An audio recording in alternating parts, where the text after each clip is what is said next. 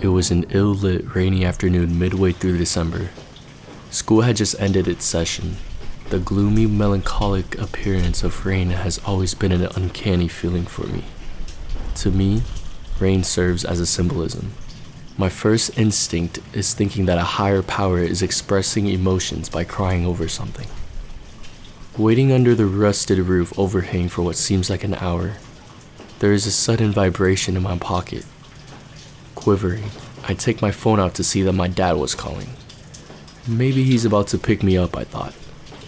As I'm shaking in the cold, his trembling voice assures me that something is obviously wrong. The decibel in the surroundings starts fading out as the roaring droplets of rain suddenly become hollow and ambient. It feels as if I'm staring into complete space for a long, slow minute. My dad told me that Grandpa had just passed. The tears begin filling up to the corner of my eyes and my heart reaching above my chest as if I'm being suppressed from breathing.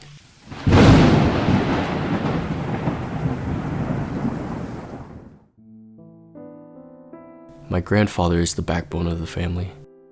He was the one that granted my whole family to have a better future in the States, the American dream.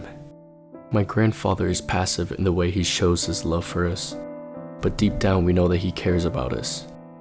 My grandfather and I barely spoke in full conversations, but just small talk. He would always be out of sight, working on his own things, and that has made me accustomed to not seeing him as much. In my perspective, it seems as though he never cared about me for the most part because there was more darkness than light in the sense of recollection. So I carried my life day after day with no desire to connect with him. At this point, my mind is buzzing with all the memories I've had with my grandpa. With all this overwhelming emotion going on, I can finally appreciate and realize the positive in all the bad moments and what he did to me. He took my car toys away because he didn't want me to accidentally choke. All the nice, assembled gifts that my grandma gave me for my birthdays were handmade from him. My heart truly aches not knowing that my grandfather genuinely loved me after all.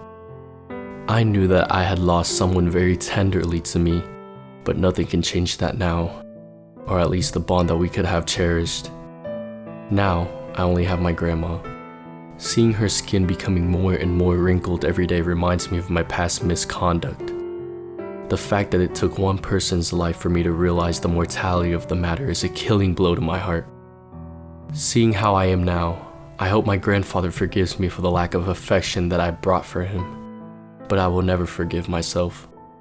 I'm sure his only wish now is for me to take good care of my loving grandmother. My grandmother once told me, without us, you wouldn't have your parents. Without your parents, you wouldn't be able to live in this world.